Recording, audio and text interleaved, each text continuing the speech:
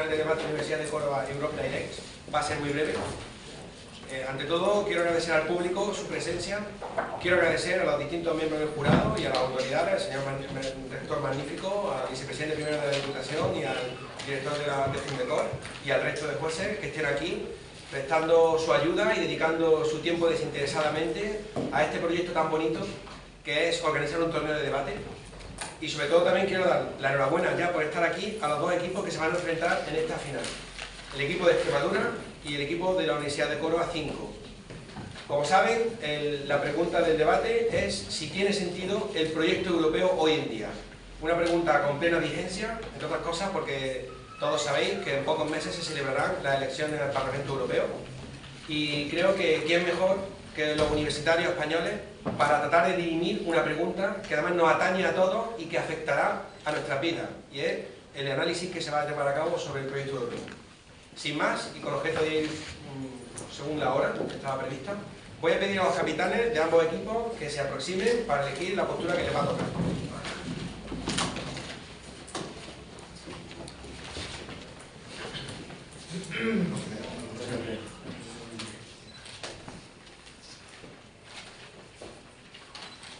A favor. Por eliminación. En contra.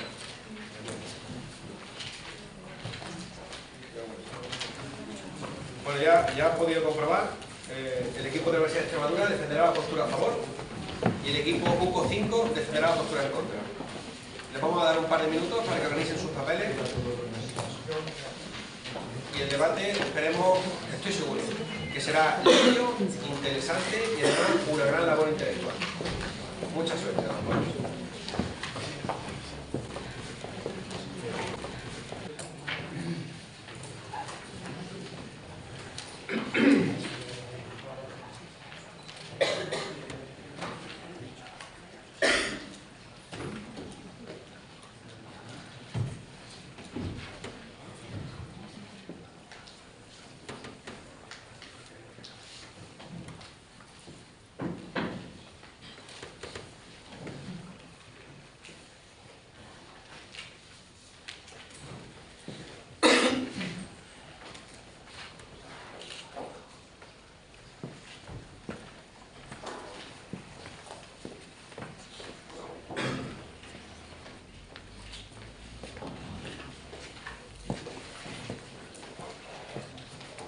Europa es como una baraja de cartas, donde encontramos diferentes y variados elementos. Ya podemos ser un rey de diamante, ya podemos ser una jota de tréboles o un 4 de corazones. Pero solos siempre va a haber alguien más fuerte que nosotros. E incluso yendo todos juntos, siempre va a haber alguien que pueda perjudicarnos. Sin embargo, unidos, por muy diversos que seamos, somos fuertes, somos compactos, somos unidos. Y como reza el lema de la Unión Europea, todo el mundo tiene su hueco dentro del proyecto europeo, unidos en la diversidad. Muy buenas tardes, puesto que ya ha pasado la una, eminencias del jurado, distinguido público asistente, Jorge, Álvaro, compañeros, otra vez aquí.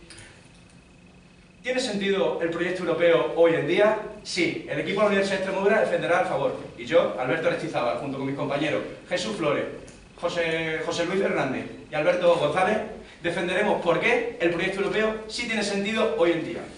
Al analizar la pregunta, cobra especial relevancia un elemento, proyecto europeo, el cual hemos subdividido en dos partes, la de proyecto y la de europeo. Proyecto lo hemos definido atendiendo a la teoría general del proyecto, una disciplina utilizada en diversas ciencias. Y por tanto, siguiendo esta ciencia, proyecto se definiría como aquella unión de medios humanos, técnicos y económicos que se unen para dar solución a un problema y dar satisfacción a una necesidad. Extrapolándolo al caso europeo, podemos ver, se puede ver que la necesidad a la que el problema al que hay que dar solución sería aquella inestabilidad política y social habida en Europa a raíz del conflicto de la Segunda Guerra Mundial. Es el problema. Y la necesidad a la que el proyecto busca satisfacer sería la libre circulación de personas, mercancías y capitales que ya tanto los Estados como los individuos de la Unión Europea venían reclamando desde hace mucho tiempo. Por tanto, atendiendo a la definición de proyecto, este problema y esta necesidad, definimos como proyecto los sucesivos procesos integradores que se han dado en Europa desde 1945 hasta nuestros días. Un proyecto, además, consta de 4 fases. como 4 fases, son las de un debate.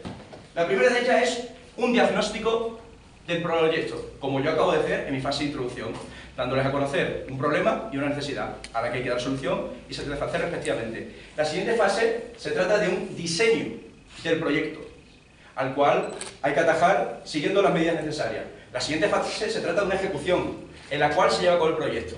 Y finalmente, una vez el proyecto ha sido diagnosticado, diseñado y ejecutado, hay que llevar a cabo una evaluación para ver en qué nos hemos equivocado y en qué podemos mejorar. Esta postura será defendida en base a 3 principales argumentos. Que el proyecto europeo fomenta el desarrollo económico, da relevancia internacional y es garante de la libertad y los derechos humanos. Estos serán los 3 pilares sobre los cuales defenderemos que el proyecto europeo hoy en día sí tiene sentido. El proyecto europeo fomenta el desarrollo económico porque, como les demostrará mi compañero en su turno, es un proceso integrador que beneficia a todas las partes, tanto aumentando el nivel de vida de sus ciudadanos como potenciando las economías de los diferentes estados. Dota de relevancia internacional a la Unión, puesto que une los objetivos de las partes y unifica políticas para alcanzar objetivos comunes, dándonos mayor fuerza para convertir elementos exteriores. De otra manera, un solo Estado ante un elemento exterior no tiene la importancia suficiente para hacerle frente. Sin embargo, si estamos unidos, sí podemos combatir esos elementos exteriores que pueden afectarnos. Y el tercer argumento, garante de la libertad y los derechos humanos, porque desde su fundación el proyecto europeo está basado en la democracia, la libertad y el respeto a los derechos humanos, como les demostraremos en nuestro turno, y promueve la armonía entre naciones y el acercamiento cultural, porque promueve el desarrollo económico, da relevancia internacional y es garante de la libertad y los derechos humanos. El proyecto europeo hoy en día sí tiene sentido. Muchas gracias.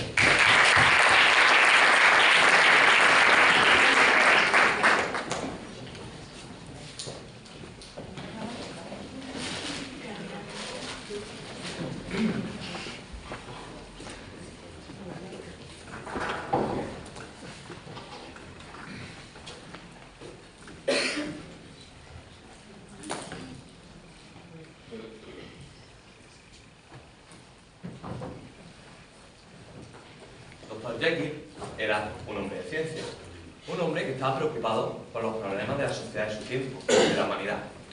Un hombre que con su trabajo, su investigación y su esfuerzo quería poner fin a estos problemas.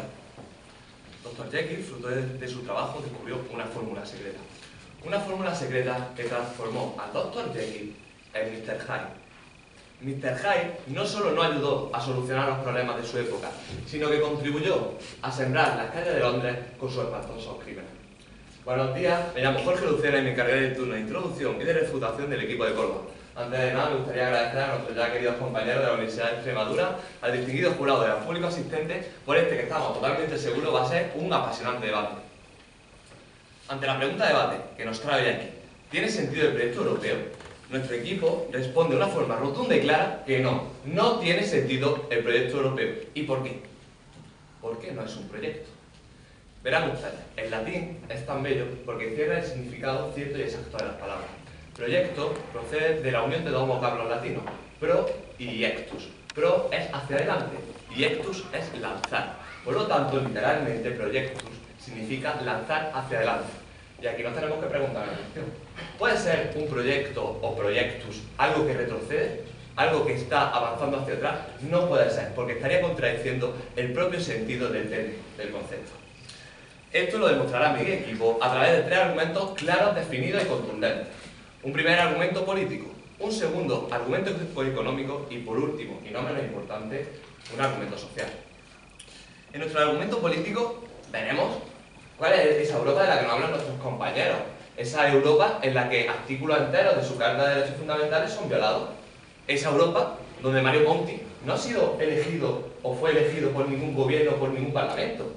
Donde Papandreou fue depuesto por querer consultar los recortes con su pueblo, algo tan normal como eso, que un dirigente consulte con su pueblo si debe aplicar unas medidas políticas o no. Eso fue lo que le costó a Papandreou su puesto. También veremos qué consecuencias tiene esto, ¿no? Tiene las consecuencias del auge de los movimientos eurocéntricos, que muchos de ellos son muy peligrosos, ya se lo adelantamos. En nuestro segundo argumento, nuestro argumento económico, veremos cuáles son los propios objetivos que se marca la Unión Europea para el 2020 y veremos cómo uno por uno son irrealizables. Le adelanto, algunos de ellos son tan No, pues son tan racionales como plantearse que quieren reducir en 20 millones el número de pobres, y para eso implementan tantas medidas que luego les pondrá mi compañero Álvaro. En nuestro tercer argumento, que no por ello es menos importante, veremos el social, veremos una cuestión que todavía no sale en el debate. ¿Quién es Europa? Europa somos todos. Europa somos los europeos. Y habrá que preguntarle, evidentemente, a los europeos sobre qué piensan del proyecto europeo, para saber si esta idea se está consolidando en el imaginario colectivo o por el contrario, como defiende mi equipo, está en pleno retroceso. Para ello hemos consultado las fuentes del Centro de Investigaciones Sociológicas y las fuentes del Eurostat. Las de las investigaciones sociológicas son de 2003 y de 2010, y los datos del Eurostat, pues si estos nos parecen un poco desfasados, son de 2013 y de 2014. ¿Y saben lo que dicen? Que no solo no ha habido un aumento en la confianza del proyecto europeo, sino que hay un franco retroceso, que se está retrocediendo en todos los índices de confianza, no solo en España, en Italia, en Holanda. Nos gustará ver cómo responden a esto nuestros queridos compañeros. Señores, tenemos que reflexionar una cosa. Si está en retroceso, ya no hablamos de un proyecto, hablamos de un antiproyecto. Y entonces tenemos que tener claro que el antiproyecto europeo es ese veneno ineficaz, insuficiente y bárbaro que está transformando a nuestra sociedad de Dr. Jekyll en Mr. Hyde. Muchas gracias.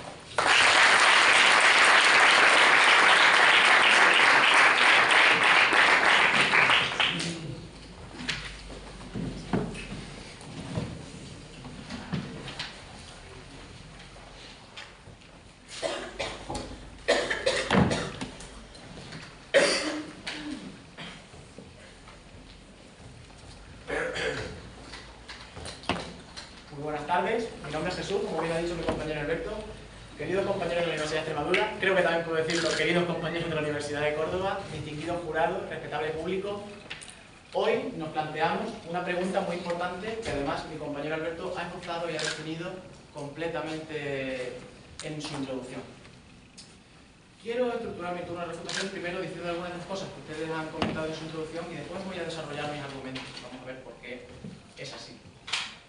En primer lugar, quería señalar que ustedes en su introducción no han dicho ninguna alternativa y como esto es un proceso de debate constructivo, queremos que nos digan alguna. Por favor, les animamos a que lo hagan. En segundo lugar, han hecho una crítica a la democracia en el seno de Europa, mientras ustedes mismos tienen el derecho de votar dentro de 2 meses en unas elecciones al Parlamento Europeo. Quiero que también me digan por qué eso no les parece bien. Hablan ustedes de un antiproyecto, que lo que tenemos aquí no es un proyecto europeo, es un antiproyecto. Creo que lo ven ustedes de un prisma equivocado, porque si nos fijamos, si yo a usted le veo a través de un vaso de agua, usted se me queda completamente desfigurado. Así, de Dr. Jekyll pasa usted a Mr. Hyde, pero no significa que usted lo sea, sino que lo miro a través de un prisma equivocado. Ustedes, además, citan cosas de Mario Monti y de Papandreou, eventualidades que ustedes en sus sucesivos turnos van a intentar transformar en generalidades.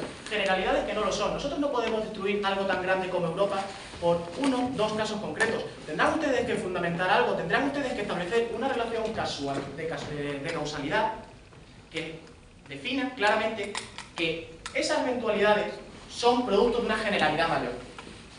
Ahora bien, quiero proceder a estructurar 2 puntos de mi argumentación.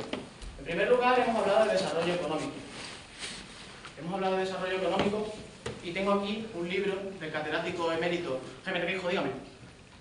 Habla de desarrollo económico. ¿Qué tiene que decir a que en época franquista España ocupara la 10ª potencia mundial y actualmente seamos la 11ª? Pues quizá tenga algo que ver con los países emergentes. Nosotros no podemos crecer a ritmos del 10% anual, como usted comprenderá. Prosigo con mi argumentación. Jaime Requeijo, catedrático emérito de la Universidad Española de Educación a Distancia, nos dice que los procesos de integración que nosotros defendemos tienen 5 efectos positivos, 5 efectos que establecen nuestra relación de causalidad por la que no se puede sino crecer en un proceso integrador. Se aumenta el comercio por eliminación de trabas, se aumenta la competencia porque entra competencia del exterior y eso mejora la eficiencia de todos los productores. Se aumenta la inversión extranjera porque se accede a un mercado mayor y hay más intereses. Se aumenta la innovación precisamente para conseguir esa eficiencia que nos hace más competitivos. Y por último, como tenemos un mercado mayor, conseguimos economías de escala. Conseguimos producir más y con eso nos sale más barato. Esto, que es una relación de causalidad, que quiero que ustedes nos digan por qué un proyecto europeo causalmente no puede ser bueno, no tiene sentido hoy en día, le dejo esa tarea para sus turnos de refutación. Esto que nosotros hemos dicho es lo que genera, por ejemplo, que en el seno de la Unión Europea todos los países experimenten un crecimiento del PIB, que aquí se lo dejo, es sustancial y desde luego nada es lineal. En segundo lugar, tenemos otro argumento. Tenemos el argumento de que es garante de la libertad y los derechos humanos. Ustedes han hecho mención, si no recuerdo mal, a que es garante de la libertad y los derechos humanos en teoría. Bueno, pues vamos a desmontar ese mito, porque en teoría son muchas cosas, pero cuando las demostramos, la teoría pasa a la práctica, ¿verdad que sí? Aquí tenemos Índice de Libertad Económica por Heritage Foundation. En Europa se ve que tiene un resultado bastante mejor que en el resto del mundo. Mapa de libertades civiles, Europa toda en verde. Vaya por Dios. Índice de libertad de prensa. También está bastante clarito, se ve que somos bastante libres. Índice de democracia. Uy, tampoco me lo esperaba. Vamos a ver, señores, no podemos aquí hacer críticas, insisto, no constructivas, sin exponer ninguna alternativa, cuando aquí estamos dejando patente que lo que nosotros defendemos genera un desarrollo económico que es la base del desarrollo social que ustedes nos están criticando, que no existe en esta Unión, y estamos demostrando además que garantiza todos esos derechos, todas esas libertades que son la base de la Carta de Declaración de la Unión Europea. Por tanto, quisiera acabar con una frase que creo que ilustra muy bien lo que estamos aquí haciendo. El pesimista se queja del mundo, del viento. El optimista espera que mejore. El realista ajusta las velas. Muchas gracias.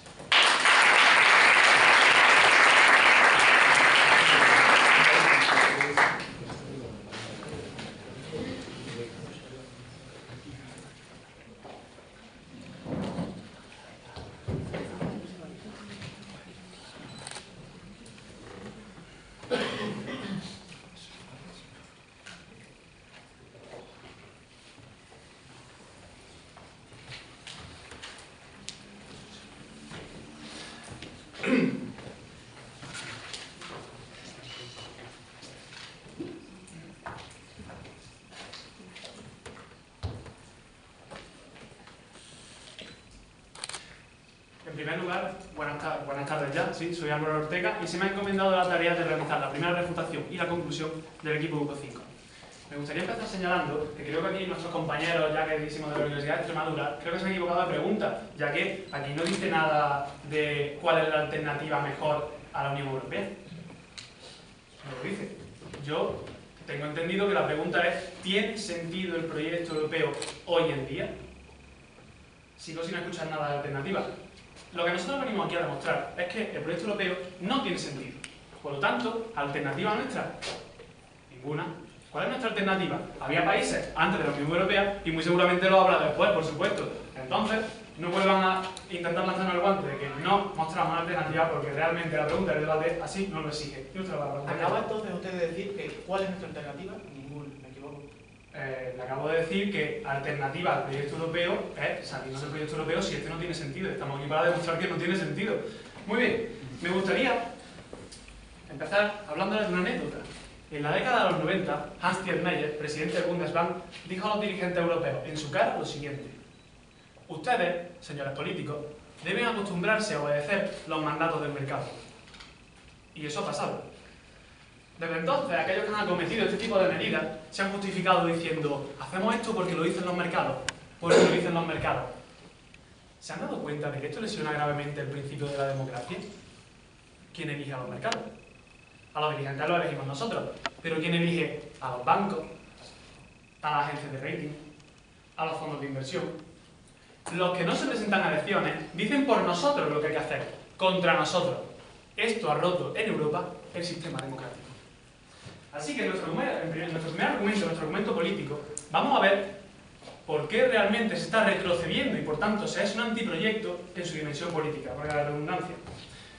Vemos, si creen que debemos remontarnos a los años 90 para encontrar falta de democracia, sepan que no. Nos hablaban ustedes de la dicotomía entre teoría y práctica, que cuando la teoría está escrita en papel y después es demostrada, pasa a la práctica. Muy bien, tengo aquí la teoría en mi mano, la Carta de los Derechos Fundamentales de la Unión Europea. Sigamos con la teoría. Vayámonos, por ejemplo, al artículo 25, derechos de las personas mayores. En ellos se intenta fomentar que lleven una vida digna e independiente. Claro, y para conseguirlo nos proponen que subamos la tasa de jubilación y que además recortemos en pensiones. Muy bien respetado en la práctica ese derecho. Artículo 26, integración de las personas discapacitadas. Intentamos fomentar que tengan autonomía y para ello reducen en un 50% la ayuda a la dependencia. Sin nada tiempo le contesto, compañeros. En el artículo 30, protección en caso de despido injustificado. Artículo 31, condiciones de trabajo justas y equitativas. Y por último, pero no menos importante, el artículo 45, que habla de la libre circulación y en el que se habla de que los ciudadanos europeos deben poder viajar libremente. Claro, como el caso de Francia en 2010, cuando Sarkozy echó a los romanos gitanos, o el caso, por ejemplo, de Finlandia, que intentó cerrar sus fronteras. Esto nos hace notar que se está produciendo un retroceso en la democracia. O sea, lo estamos diciendo. Además, no solo eso, es que parece que es muy fácil cuando nos pintan todo a través de cartas y metáforas que la Unión Europea solo es la cooperación y que todos los países van juntos de una mano. Pues bien, aquí tengo un gráfico que explica qué tratados han firmado qué países y su relación entre ellos. Se lo explicaría un poquito mejor, pero es que ni yo mismo lo entiendo. Lo siento, de verdad. Aquí se lo dejo para que puedan admirarlo, supongo. Pasamos a nuestro documento económico, en el que vemos los objetivos tan coherentes que veníamos diciendo, los objetivos de Europa 2020. Y vemos cómo se proponen objetivos tan reales como el 75% de empleados entre personas de 20 y 64 años. Y para conseguirlo, hacen una reforma laboral, facilitación del despido, empeoramiento de las condiciones laborales. Pero ¿qué clase de propuesta es esta, de objetivo es este? Si lo que estamos haciendo es proponer un objetivo y caminar en el sentido contrario, volvemos al antiproyecto. También, otro caso, la educación, referente a la educación. Al menos un 40% de las personas de 30 a 34 años de edad deberán completar estudios de nivel terciario. Claro, y para conseguirlo, lo que hacemos es, subimos las tasas, bajamos las becas y lo que hacemos es que los profesores tengan que impartir muchas más clases, en ratio con muchos más alumnos. Claro, así seguro que lo van a conseguir, arrojando el primer descenso en la tasa de estudiantes universitarios desde 2005 a 2006, el 1% según el Instituto Nacional de Estadística. Y por último, la lucha contra la pobreza y la exclusión social, que no deja de ser una consecuencia de lo que venimos diciendo. Medidas impuestas que nos llevan a un retroceso, no a un avance. El proyecto europeo no tiene sentido. Muchas gracias.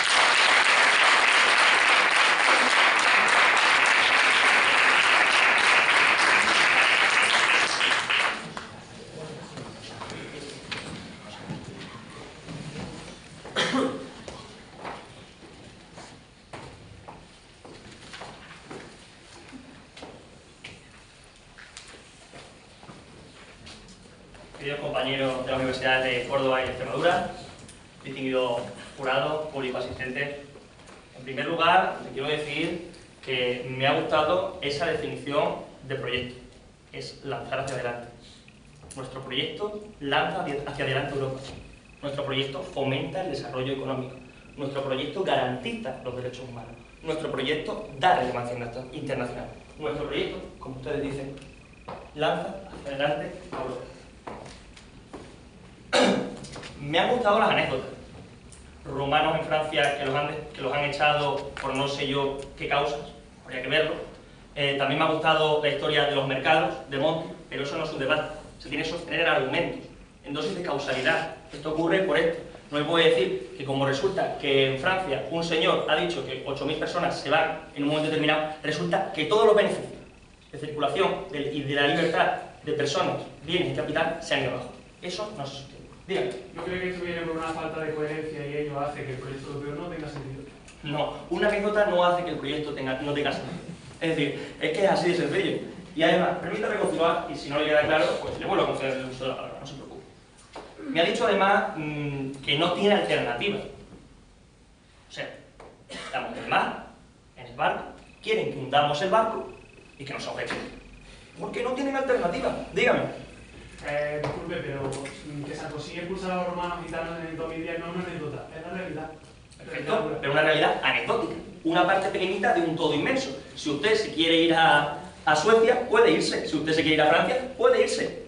La excepción que confirma la regla. Vamos por partes. Ha hablado usted de la jubilación y que de los países abaratan el despido y cosas por el estilo, que ponen en entredicho los derechos sociales. Pero todo ese tipo de cosas que usted me ha planteado corresponde a la soberanía de los países miembros de la Unión Europea. No atenta contra el proyecto europeo. Ninguna de esas evidencias atentan contra el proyecto que estamos aquí defendiendo.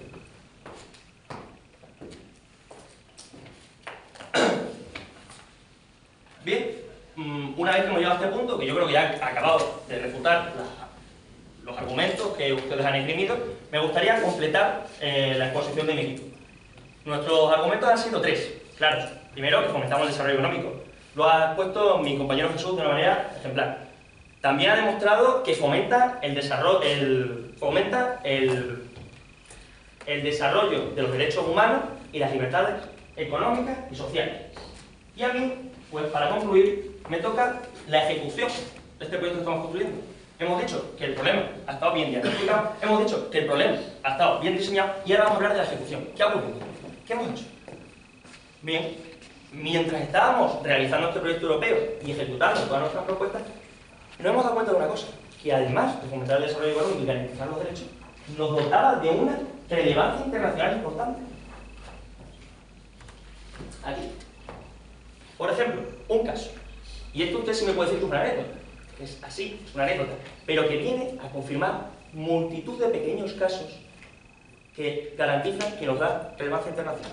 Por ejemplo, veamos qué ha ocurrido con un tema de la actualidad, medianamente reciente. El tema de Irán. Irán estaba haciendo un programa nuclear. Se estaba armando. O sea, estaba poniendo en peligro la paz del mundo. Y la Unión Europea, que ha hecho en su conjunto, ha dicho: vamos a ver, vamos a sentarnos todos juntos y vamos a hacer una cosa. No vamos a comprarle más petróleo a Irán. Lo hemos hecho. Aquí tiene la noticia. La Unión Europea endurece su postura contra Irán al adoptar un embargo petrolero sin precedentes del 23 de enero de 2012. Hemos esperado que la Unión Europea haga su presión y miramos lo que ha ocurrido. Irán cede a la presión internacional. Qué casualidad. La Unión Europea fomentando la paz fuera de sus fronteras. Pero no solamente eso, sino que además hay una cosa. El equipo rival ha presentado, no lo sé si está por ahí, creo que ha sido este. ¿Me lo permite, por favor? Muchas gracias. Aquí ustedes tienen un montón de países que dicen que esto es una algarabía y no se enteran. ¿Ustedes saben por qué todos estos países están aquí y tienen relación con la Unión Europea? Porque se benefician. Todos ellos se benefician de nuestro proyecto europeo. Esa es la realidad. Por todo ello, yo creo que ha quedado suficientemente demostrado que nuestros argumentos han estado evidenciados sobre una serie de sólidas evidencias. Y el equipo adversario, pues no lo sé, no sé si en su segundo turno de refutación darán algo más. Esperemos que no muchas evidencias, pero sí algunos razonamientos. Y permítanme concluir con una frase que nos invita a la reflexión. Y es la siguiente: el optimista siempre tiene un proyecto. El pesimista siempre una excusa. Muchas gracias.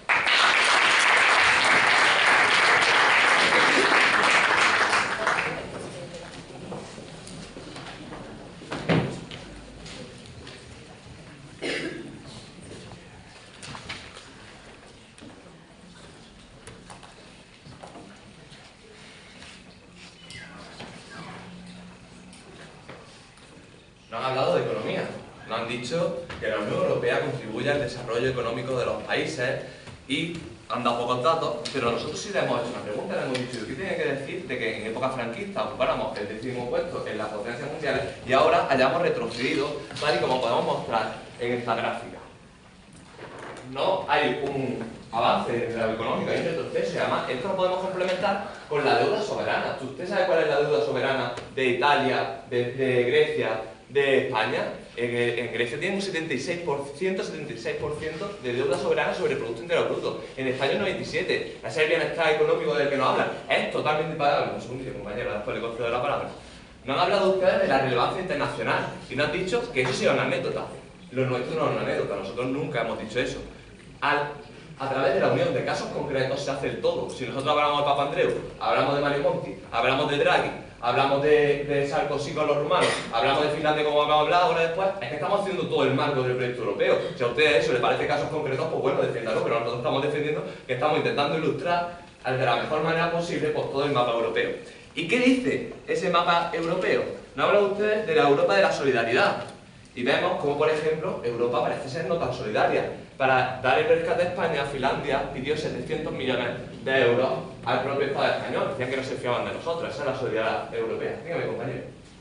Sí, ha comentado que durante el franquismo éramos la 10ª potencia económica mundial. ¿Y qué opina que gracias al proyecto europeo durante un tiempo nos posicionáramos como la 8ª potencia económica mundial? Hace un tiempo, ¿verdad? Usted la reconoció y ahora estamos en retroceso. Si yo no estoy hablando del pasado, yo no estoy hablando del día de hoy. Nosotros defendemos que en el día de hoy el proyecto europeo no es un proyecto, es un antiproyecto porque está en retroceso. Lo mismo en el pasado nos fue muy bien, nosotros no lo negamos, pero hoy en día está en franco retroceso. Si usted no lo ve, no se preocupe que nosotros le ilustraremos. Nos han hablado de derechos humanos, de cómo extrapola la libertad, y si reconocemos que en algunos puntos ha supuesto un avance, también creemos que en otros puntos ha sido un franco retroceso. El acuerdo Schengen de libre circulación está siendo violado por diferentes países. Finlandia cerraba la frontera, Francia echaba Sarkozy, actualmente Suiza quiere poner una cuota de veto a los diferentes países de la Unión Europea. Un segundito, por favor. Y sin embargo, ¿qué vemos? Pues vemos eso, una Unión Europea que no cumple sus propios tratados, vemos una propia Unión Europea que se nos contradice. Dígame, compañero. Pero el acuerdo Schengen tiene sentido. ¿Tiene sentido? ¿Sabes lo que dice el acuerdo Schengen? El acuerdo Schengen dice que en materia de inmigración cada país es responsable. Dice que en Lampedusa, donde murieron 500 inmigrantes, porque ningún barco con el que se cruzó nos quería ayudar por miedo a las sanciones europeas. Ese es el acuerdo Schengen del que nos habla. Un acuerdo que deja morir a 500 inmigrantes en las puertas de Italia. Ese es el acuerdo. Ese es el acuerdo. Usted me acaba de dar la razón. Lo siento mucho, acabo de hacer dos preguntas, tengo que terminar mi argumentación. Y si no les parece bien, contrástelo con las fuentes, contrástelo con las noticias y se darán cuenta de que es cierto. Nos han hablado también de lo económico, nos han hablado del aumento, le hemos dicho que hemos retrocedido, de la competencia, y esto crea monopolios. Nos han hablado de los derechos humanos y hemos visto cómo estos son incumplidos, se lo ha dicho mi compañero, cómo no se cumplen los derechos recogidos en la Carta de los Derechos Fundamentales de la Unión Europea. Y también cómo son violados sistemáticamente. Y por último, tenemos que definir nuestro último argumento, el argumento social. En el argumento social veremos las encuestas del CIS del 2003 y del 2010. En estos datos lo que nos dicen es que el aumento en el consenso del proyecto europeo no solo no ha aumentado, sino que ha retrocedido de forma grande, ¿no? Y si los datos podrían parecer descontextualizados porque son del 2010 y del 2003, aquí tenemos los datos del Eurobarómetro que dice, leo textualmente: según el Eurobarómetro publicado el lunes, un 51% de los europeos está a favor del euro, mientras el 42% está en contra. Esta misma encuesta, celebrada en el 2007, arrojó un 63% y un 31%. Vemos un retroceso. No vemos un aumento de la confianza de los europeos en el proyecto europeo. No vemos un aumento de la confianza desde hace ya unos cuantos años. De verdad nos gustaría que nos comenten esto. Parece ser que los compañeros quieren ver las fuentes. Mira, compañero, que lo tiene. Señores, no estamos avanzando en lo político, no estamos avanzando en lo económico. En lo político vemos que no se cumplen los propios textos constitucionales, vemos cómo los estados no profundizan en ello y vemos cómo la Unión Europea es incapaz de hacer que los propios estados lo cumplan. Vemos cómo económicamente ha habido un retroceso, cómo nuestra deuda soberana ha aumentado, cómo a nivel de escala mundial hemos retrocedido. Y vemos cómo en lo social ha habido un desplome en la confianza. Me parece que ese mismo documento pone 8 puntos en Holanda, 7 puntos en Italia, en España 10 puntos. ¿Esa es la Unión Europea de la que ustedes nos hablan? Ustedes nos hablan de la Europa de las libertades, de la Europa de la solidaridad. Y nosotros lo que vemos es la Europa que ahoga. Muchas gracias.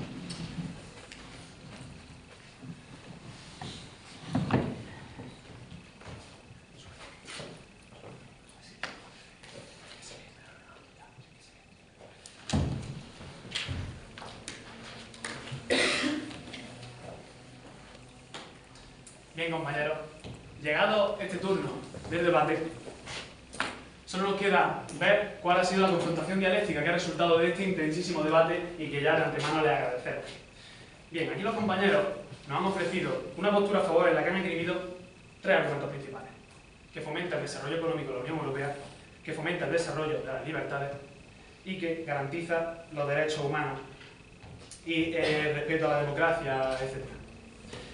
En primer lugar, nos han definido el proyecto, la definición del proyecto, y nos han dicho que es una solución a un problema y satisfacción de una necesidad, a lo que nosotros hemos contestado que ni una cosa ni otra. ¿Y saben por qué? Porque el proyecto no funciona, va hacia atrás, es un antiproyecto. Muy bien, con respecto a su primer argumento, que fomenta el desarrollo económico, hemos hablado de ese retroceso desde la época franquista y lo hemos evidenciado, o sea, aparte de dar un argumento, lo hemos evidenciado, cosa que alguna vez hemos echado en falta el equipo contrario. Que además, hemos hablado también de la deuda soberana, y es que los compañeros nos decían, bueno, pero es que durante un tiempo ha sido la octava potencia económica. Nosotros hemos recordado que la pregunta es sobre hoy, y hoy estamos en retroceso, antiproyecto, se lo recuerdo. Nos han hablado también de que fomenta el desarrollo de las libertades, y a esas libertades nosotros nos preguntábamos que la libertad de prensa está muy bien, la democracia, estamos totalmente de acuerdo, pero nos preguntábamos también que qué pasa con la libertad de esos inmigrantes que mueren a las puertas de Italia en Lampedusa, 500 muertos. También nos han hablado de la garantía de los derechos humanos y el respeto a la democracia, y nosotros hemos demostrado, en la teoría, según ella, que Europa se contradice. Lo hemos demostrado a través de la Carta de los Derechos Fundamentales, y además también hemos demostrado cómo se está produciendo un retroceso en el apoyo a Europa. Por lo tanto, seguimos afirmando que Europa no tiene sentido. Por lo tanto, y sirviendo un poco de la metáfora de nuestros compañeros, vemos cómo ese proyecto, que se compone de 4 patas, ejecución, diagnóstico, evaluación y diseño, si fallan alguna de ellas, la mesa se viene abajo.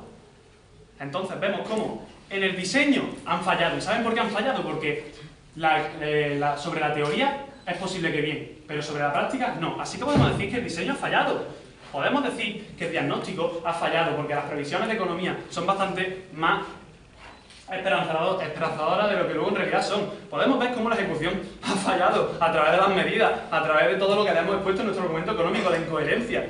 Lo podemos comprobar. Y podemos comprobar cómo en la evaluación, en una Europa que no ahoga, también ha fallado. Así que la mesa se viene abajo por su propio peso. ¿Saben?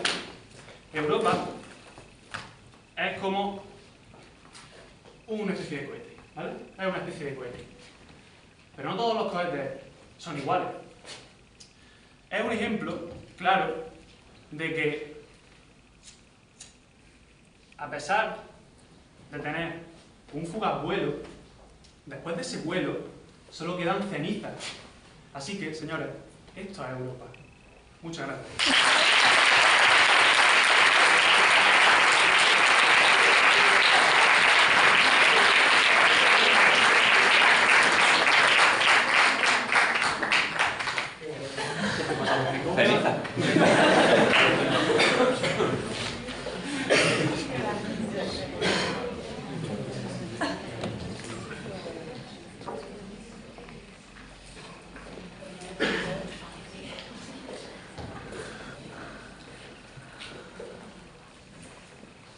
La utopía está en el horizonte. La veo. Veo que puedo llegar a ella. Y cuando doy un paso hacia esta, la utopía retrocede un paso. Si doy 10 pasos hacia esta, la utopía retrocede 10 pasos. Se preguntarán ustedes, ¿para qué sirve la utopía? Para caminar. Compañeros del equipo rival, Jorge Álvaro, compañeros de la Universidad de Extremadura, distinguido jurado, querido público. Llegados a este último turno del debate de la Universidad de Córdoba, toca el placer y la responsabilidad de aunar posturas, extraer los puntos fundamentales que cada equipo en este intensísimo debate ha vertido, ha expuesto, ha argumentado y ha refutado, y extraer una conclusión común. Pues al fin y al cabo, el debate, lo que aquí queremos construir, lo que aquí queremos hacer, es una sociedad mejor, un mundo mejor y hacer mejor universidad. El debate se ha centrado principalmente en 3 argumentos. Nuestro equipo, defendiendo la postura de que tiene sentido el proyecto europeo, ha defendido el desarrollo económico. Mi compañero José Luis lo ha aclarado y lo ha expuesto con diferentes principios, evidenciando la causalidad. Le hemos mostrado diferentes evidencias, mapas, que aunque luego ellos nos han recriminado que no hemos hecho así, sí que hemos hecho. Por lo tanto, nuestro compañero Álvaro, aparte de no concedernos preguntas, ha puesto palabras en nuestra boca que no da lugar a tal.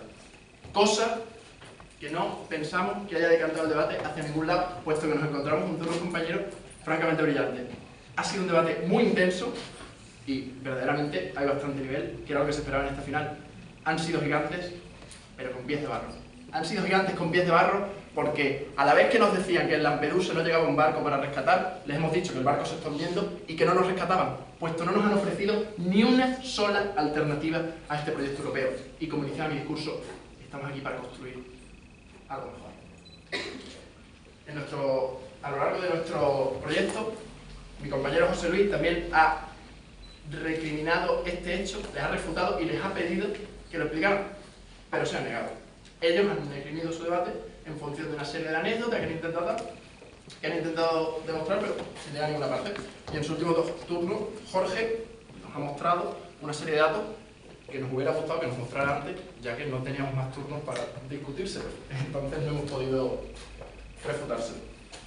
Por tanto, este equipo multidisciplinar, que está formado por un economista, por un ingeniero, por un médico, por un biólogo, hemos llegado hasta aquí aunándonos en la diversidad de Europa y entendiendo que lo que Robert Louis Stevenson nos quería contar con la historia de Dr. Jekyll y Mr. Hyde no es que sea una Europa enferma o distribuida, sino que es posible una Europa mejor.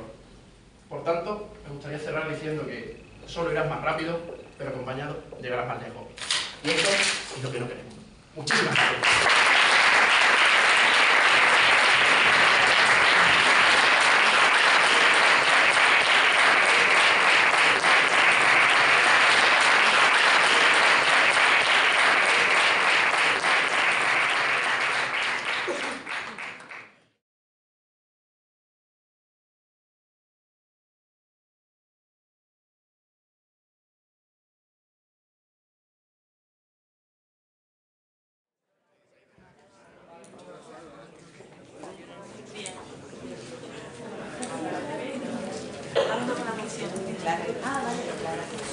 Bueno, buenas tardes a todos y a todas, agradeceros vuestra presencia aquí.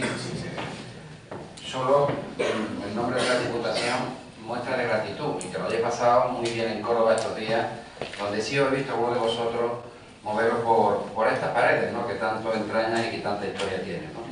Yo tengo el honor de presidir este acto, he visto cómo debatí, que quisiera yo hacerlo como lo hacéis vosotros. Pero en cualquier caso, para mí es un honor estar hoy acompañado por don José Manuel Roldán Noguera, rector, aquí no lo pone, pero es un magnífico persona y un gran rector, una gran persona. Decía Manuel que rector no te pones magnífico, pues yo sí os digo que esta es una persona magnífica, y un gran biólogo, y magnífico portero, que fue en su día. Y también a mi lado, a Manuel Bermúdez, al cual yo también le quiero agradecer el esfuerzo que ha hecho por traer a Córdoba y por estar en Córdoba esta cosa tan maravillosa que es el debate, ¿no? Yo voy a ser muy breve, Y voy a decir dos cosas.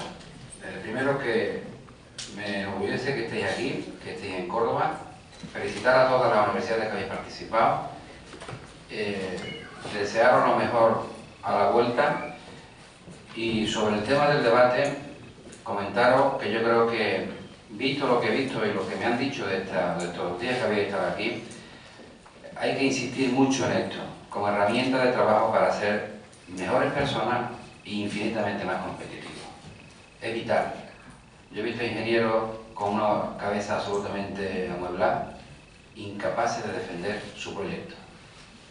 Y eso es un déficit que tenemos y que debemos de corregir cuanto antes. He visto a los monstruos aquí hoy hacer cosas maravillosas, con una capacidad de reacción impresionante.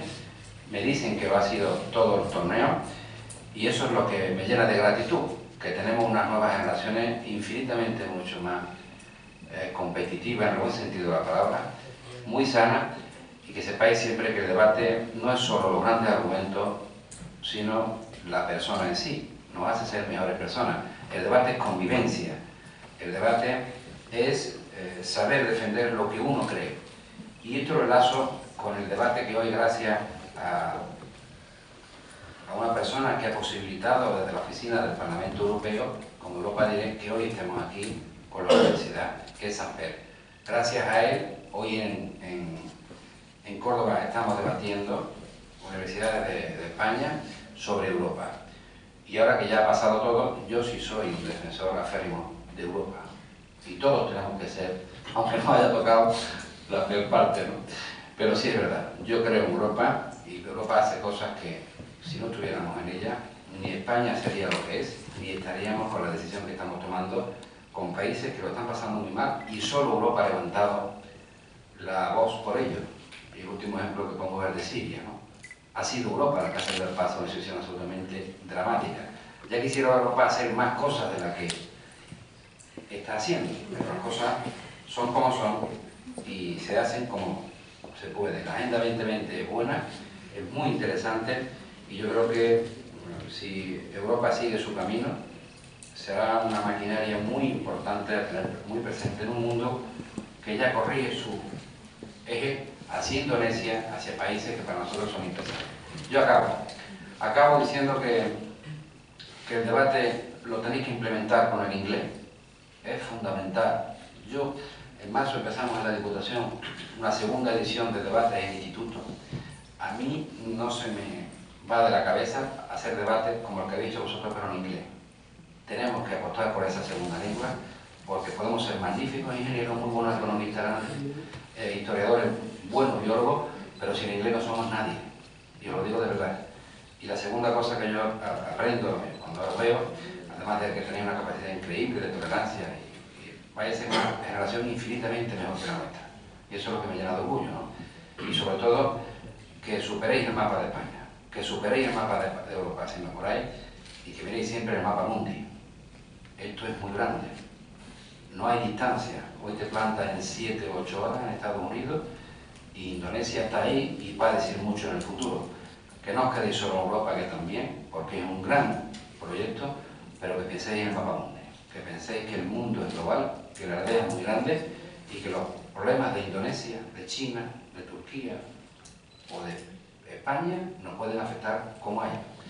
Y acabo como empecé, porque ahora doy la palabra a Manuel y después se la daré a este hombre magnífico que lo tengo a mi derecha y que me siento muy orgulloso de presidir con esta clausura, ¿no? Agradeceros vuestra presencia aquí, confío en que hayáis divertido lo más grande y que llevéis buenas sensaciones, y felicitar al jurado porque sí hemos sido testigos, tanto el rector como yo. Os digo a los de Extremadura, por si mañana me llaman el presidente, que nosotros no hemos votado. Ni el rector ni yo, no vaya que mañana, que nadie vaya, no hemos votado, hemos hablado lo mejor posible, y ha sido el jurado.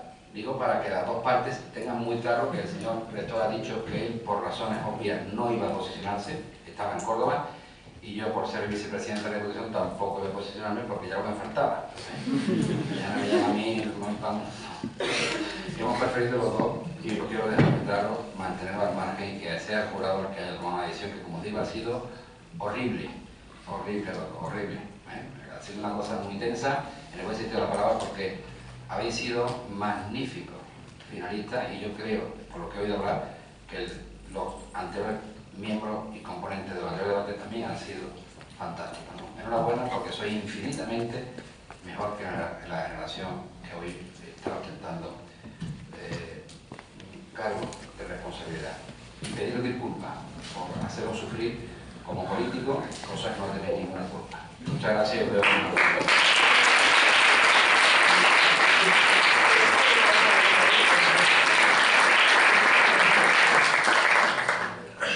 Muchísimas gracias, Salvador. Yo voy a ser muy breve, voy a dividir a lo mejor no soy tan breve, voy a dividir mi exposición en dos partes. Primero, un agradecimiento, que creo que es obligado, y luego voy a contar una historia. Bueno, el agradecimiento, quiero empezar por dar las gracias aquí al dueño de la casa, a Salvador Fuentes, por prestarnos este magnífico foro para hablar de Europa y para desarrollar el debate universitario. También quiero dar las gracias al señor rector magnífico, a José Manuel Normani, porque sin su apoyo no existiría el aula de debate y no estaríamos aquí ahora. También quiero dar las gracias a todo el público que está aquí congregado y que ha venido a pasar su tiempo libre a ver una actividad intelectual de este tipo. Y yo creo que con un poquito de suerte al salir por esa puerta habremos aprendido algo, y eso siempre es bueno. Quiero dar las gracias también a todos y cada uno de los miembros de la aula de debate que han estado aquí colaborando estos 3 días, que han estado dedicando su tiempo, y a los que yo creo que todos somos un poco deudores para que esto haya ido tan bien, porque ha sido un torneo óptimo desde el punto de vista de la organización, sobre todo cuando hemos tenido que afrontar algunas cuestiones de última hora, como el hecho de que la Universidad de Málaga nos avisara media hora antes de que no venía y cosas así. También quiero dar las gracias, por ejemplo, al director de Fundecor, a Pedro Montero, amigo mío que está aquí, que desde siempre ha apoyado las cuestiones del debate, y que esos pequeños apoyos y esos pequeños impulsos permitieron también que se configurara el aula de debate y que hoy estuviéramos aquí. Quiero dar las gracias a Cristina Carmona, sin cuya ayuda esto no podía haberse tenido lugar, porque desde la oficina de Europe Direct hemos estado trabajando desde hace unos 4 meses y hemos logrado poner con este colofón, que yo creo que es un colofón de oro, tanto trabajo como hemos llevado a cabo. Y sobre todo, no me tiembla el pulso al decir que quiero dar también las gracias a Elena Casares, que ha estado trabajando desde el primer momento conmigo, que se ha pegado más horas de trabajo prácticamente que nadie y que ha sido la jueza que ha visto más debates, que llegó aquí la primera y me parece que se va a ir la última. Y dicho esto, ahora os quiero contar una historia. Y la historia es muy breve, no os preocupéis. Fijaos, yo quiero dar también las gracias al rector, porque yo conocí al rector por primera vez en el año 2000, cuando se configuró la Liga Nacional de Debate Universitario y la UCO, en una muestra de inversión de futuro y en una muestra del talante que apoya esta universidad, que se encuadra siempre en todos los rankings entre las mejores universidades españolas, apostó por llevar a un grupo de estudiantes, que por entonces éramos 5, con los medios que por entonces se tenían, nos llevó a competir a Madrid. Y entonces yo cuando conocí a José Manuel Rotán, pues me quedé estupefacto, porque nos dio apoyo, por entonces era vicerrector, nos dio apoyo, nos dio todo lo que necesitábamos, incluso nos dio elogios cuando en otros foros se nos criticaban. Yo recuerdo cuando fui a recoger el premio que me dieron, que fue un viaje a Londres en el año 2000, yo me acordé de mi universidad, porque gracias a mi universidad habíamos podido estar allí. Y fijaos, aquella semilla que se sembró hace 14 años ha dado como resultado este árbol inmenso, que sois todos vosotros. Entonces, yo quiero poner de manifiesto el esfuerzo que la Universidad de Córdoba ha llevado a cabo. Ya sé que yo, como profesor de la Universidad de Córdoba, puede parecer que mi discurso es un poco, no sé, sesgado, pero en realidad es que si una universidad como la nuestra, mediana, dedica los recursos que dedica y consigue estos resultados, hay que decírselo también. Y como aquí tenemos a la encarnación de la universidad, creo que es importante que el rector sepa que con los recursos modestos que nos dan, hacemos y conseguimos muchas cosas. Os quiero dar de nuevo a todos las gracias y creo que es momento de que nos congratulemos por haber conseguido lo que hemos conseguido hoy. Muchas gracias.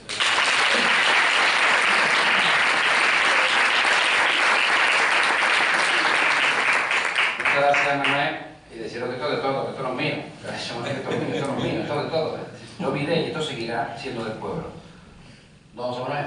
Muchas gracias, vicepresidente, querido amigo senador Manolo, Manuel Bermúdez y jurado, participantes y público. Lo de magnífico es tratamiento, que está establecido y así lo acepto. Y Europa es importante, muy importante, el espacio europeo, con todas las limitaciones que debemos de tener, Horizonte 2020 que nos viene para poder investigar los Erasmus, que yo creo que son una escuela también de europeísmo. En el año 2000, efectivamente, la Universidad de Córdoba participó en la Liga Nacional de Debate Universitario y me ocupó la satisfacción de desplazarme con ellos a Madrid a trabajar en ese proyecto. Por eso, cuando Manuel Bermúdez inició también este nuevo proyecto, tuvo lógicamente todo nuestro apoyo y así será. Porque junto al estudio de materias regladas, junto a la docencia, la investigación en la universidad, también tenemos que formar en otros aspectos respecto a la palabra. La palabra es nuestro instrumento, nuestro vehículo. Muchas veces cuando los profesores que tenemos esta forma de comunicarnos, que es la palabra, fallamos en ello, verdaderamente estamos perdiendo una enorme oportunidad para formar a los alumnos. O cuando personas, investigadores de organismos públicos de investigación o privados que vienen a explicarnos algo, inmediatamente nos damos un codazo y decimos, esta no es la clase. Porque es muy importante el poder transmitir y el poder comunicar. Por ello yo lo que quiero felicitaros a todos, la calidad de vuestro trabajo es indudable. Creo que el guante que nos lanza el vicepresidente con el inglés es enormemente importante. Yo tuve la suerte, que un poquito mayor que vosotros, acabé mi doctorado y mi maestro me dijo, ya tienes sitio en la Universidad de California en Estados Unidos. Y estuve estuve allí 2 años. Tengo la suerte de que podría mantener esta misma conversación, pero en inglés, después de una estancia larga allí. Creo que es enormemente importante porque tenemos ahí en España el déficit del idioma, y el idioma ahora mismo verdaderamente es el inglés. Termino diciendo que ganáis todos porque verdaderamente, si ponemos un ejemplo de un abogado, de un licenciado o graduado ahora mismo en Derecho, yo creo que es raro poderse dirigir a un jurado, poderse dirigir a un juez. Y yo creo, y no solamente los biólogos, sino también abogados, economistas, todos, y sobre todo profesores, es enormemente importante. Con esto termino, dando las gracias, diciendo que efectivamente hemos querido ser respetuosos, tanto el vicepresidente de la Diputación como yo mismo, en no participar en el debate del jurado, y creo que el jurado pues, tenía además mucho más elementos de juicio, mejor conocimiento que nosotros al haber participado y haber sido testigos de muchas más acciones. Así que muchas gracias, enhorabuena y nuestro apoyo, Manolo, y muchas gracias, vicepresidente.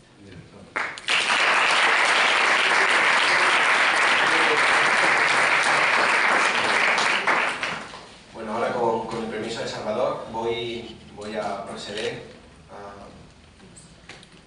decir quién ha ganado, ¿vale? Bueno, quiero poner de manifiesto una cosa que parece verdaderamente importante. Probablemente el debate que hemos visto aquí hoy ha sido, desde mi punto de vista, y podéis aplicar la lente correctora que estiméis oportuno, el mejor debate que he visto jamás en mi vida. El más igualado, el que ha presentado un nivel más homogéneo en la excelencia, y por lo tanto ha sido además uno de los más difíciles de evaluar. Es muy importante también que partáis de la premisa de que ni Salvador Fuentes ni el señor rector magnífico José Manuel Roldán han querido votar, se han abstenido. Entonces el resto de jueces hemos hecho lo que hemos podido. Evidentemente, en un debate de esta categoría, gane que gane, se comete una injusticia con el que queda de subcampeón. Eso está claro. Sin embargo, creo que es importante que sepáis que por parte de todos los jueces ha sido unánime el poner de manifiesto los buenos comunicadores que sois, la capacidad que tenéis de la palabra y que habéis sido bendecidos directamente por Peyton, la diosa de la persuasión. Hoy estamos aquí prácticamente en el santuario de Peyton, el santuario de la palabra. Pero bueno, como no quiero que dure mucho más la tensión dramática, vamos a decir que por un estrecho margen, el ganador de este torneo nacional de debate, Universidad de Córdoba y Europe Direct, ha sido el equipo PUCO 5.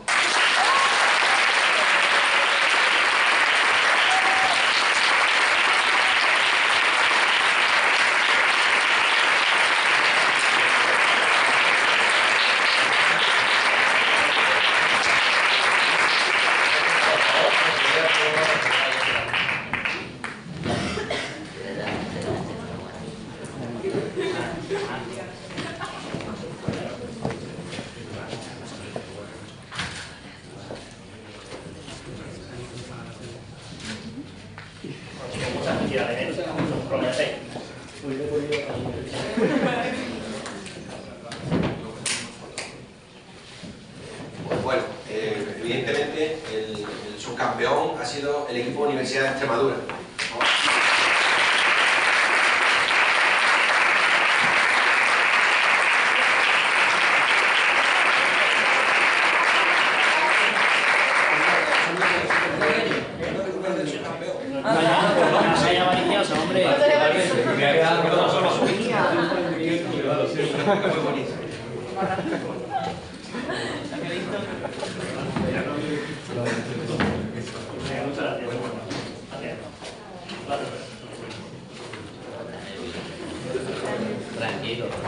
Bueno, y por último, queremos decir también que en reñida pugna el premio al mejor orador se ha decidido entregar a José Luis Hernández Romero.